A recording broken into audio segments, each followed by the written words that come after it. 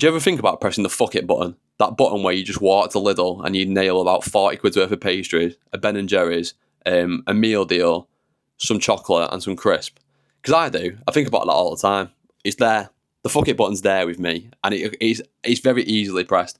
So this is a video about the relationship between me and trying to stop pressing that button as much as possible. Now, I've fucked it so many times. Like, I literally, if you look in the Webster's dictionary for all or nothing, that's me. In the past, I've been so bad with that. From seeing like things of, and I think my biggest issue with that is what I used to do. I used to see training as something that I did specifically to go on holiday because I knew that summer was coming up, so I needed to be leaner. Therefore, I used to put a lot more pressure on myself. When you put more pressure on yourself, you put more pressure to perform, you put more pressure on yourself to do things quicker, because I was in a pretty bad way from a sort of body composition point of view. You put more pressure on yourself to do that. Guess what happens? And it all works, because when you put more pressure on yourself to perform, that pressure builds and builds and builds and builds and builds.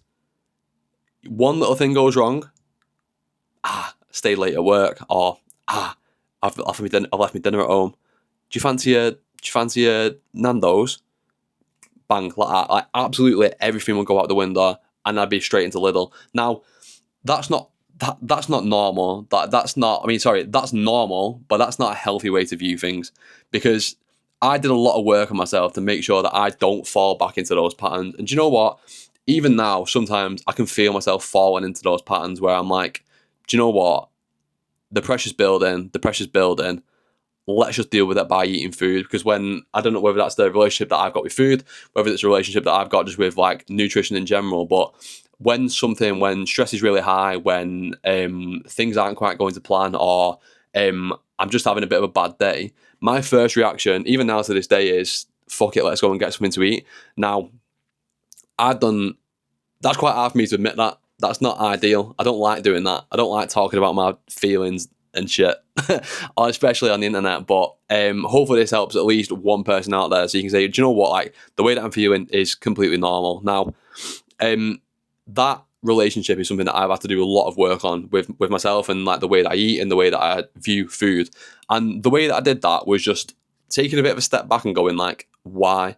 Like, deep down, like, why? Like, what is the reason that I feel like this now? Like, why do I want to replace with the idea that I had, the plan that I had for my nutrition, the plan that I had for the way that I was eating, and why do I crave such to go so far off track that it's detrimental to my own health? And I'm probably not going to go into the actual answers to that, but a lot of it come down to like, the best way that I taught myself how to do it was to, and again, I'm not a qualified nutritionist, I'm not a psychologist, I'm just talking about what worked for me.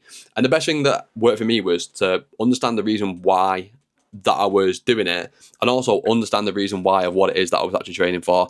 Because when you understand that deep down emotional driver, that thing, that emotion, that driving force behind your training and what you're actually working for and towards, you sort of, or I found anyway, I sort of moved myself away from thinking of it as a all or nothing approach, from moving it as something that was, okay, I'm still moving towards the goal that I've got, but having a Nando's isn't going to kill me.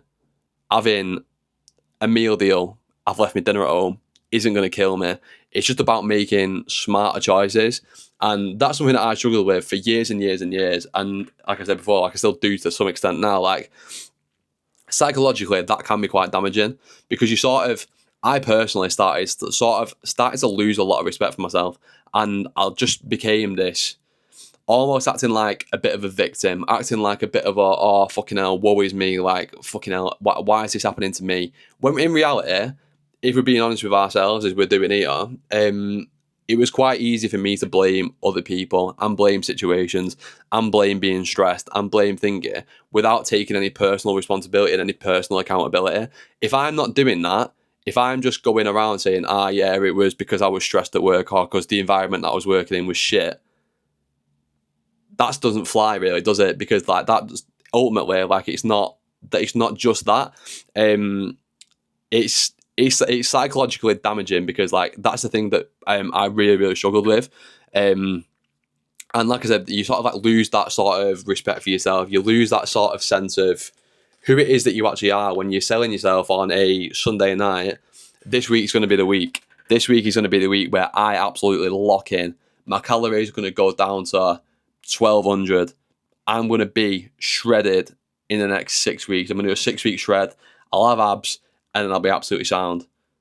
And then when it doesn't happen, because again, you put so much pressure on yourself, you sort of bit by bit, you sort of take away that.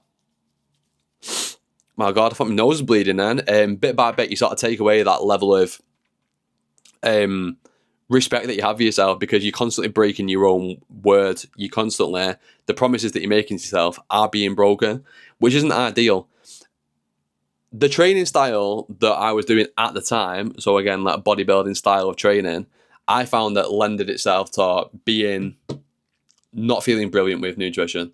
I felt like because I was it's quite a binary sort of sport training approach. You're either cutting or you're bulking. Obviously, I know you can maintain, but you know exactly what I mean. Like it's cutting season or it's bulking season in winter, and you want to get as big as possible.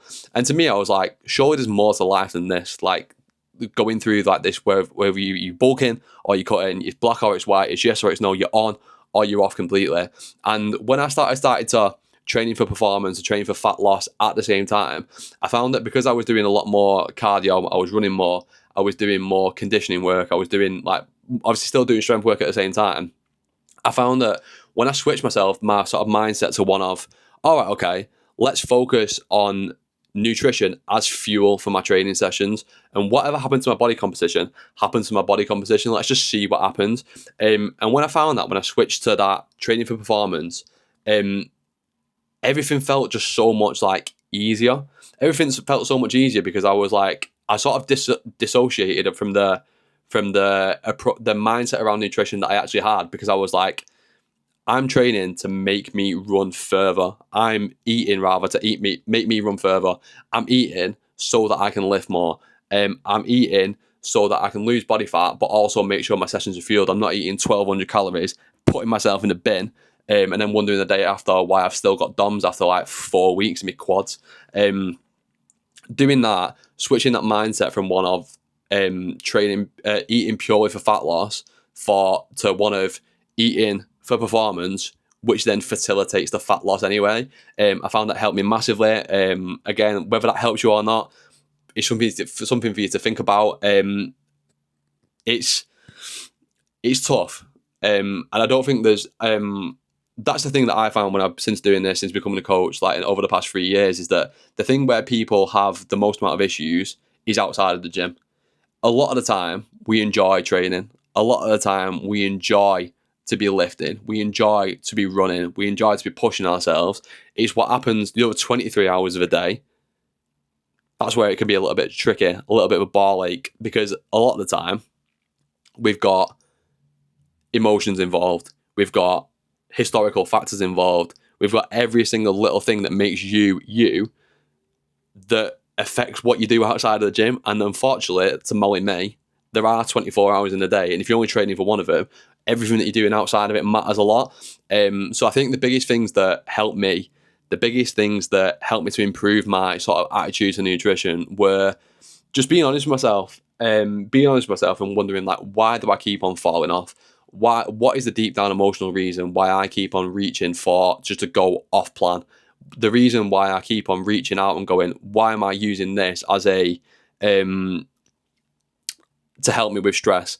I've had a bad day, so why do I want to go and nail a full pack of Pringles? Again, the answers may vary depending on who you are as a person and all that sort of stuff. But the best thing, like I say, to adopt what you can adopt to make this easy what you can adopt to make nutrition easy for you. I got it there in the end, didn't I? Having a structure in place is the single most important thing for me personally. That looks like meal number one is always some form of skyr, oats, fruit, maybe some peanut butter if I want to get a bit of fat in the morning. Really, really simple. Meal number two is something that I've always prepped during the week. More often than not, it's potatoes, some form of meat, and at least 3 vegetables.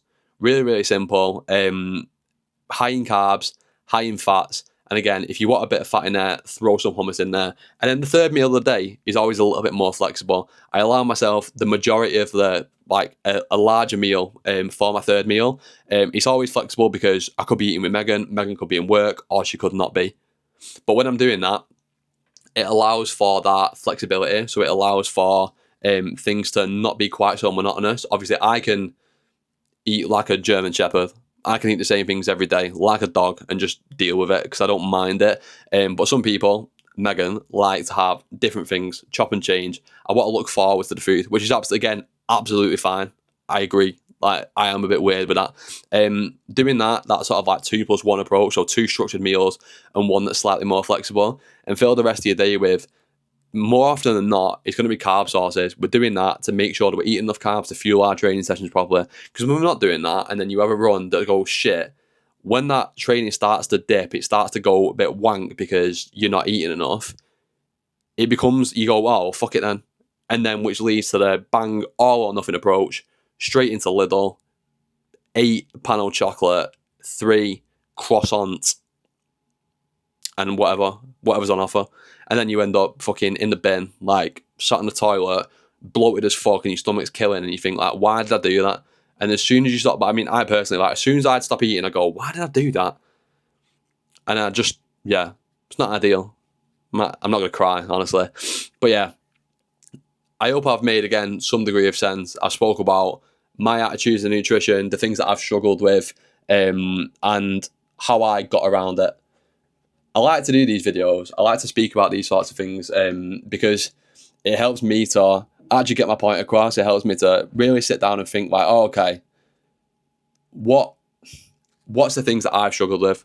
And actually, when you sit down and think about it, and you go, right, okay, can this help other people? Like, I've been through like all sorts. I've been through, like I say, binge eating. I've been through fucking being depressed. I've been through like all sorts of stuff. And I've come out on the other side, and using training, using it as the outlet, was the single best thing that I've ever done, hands down, which has led me to do this job, which has led me to be working, doing this, and sitting in front of a camera, speaking to a microphone, which is on 13%. Video done. Safe. Goodbye.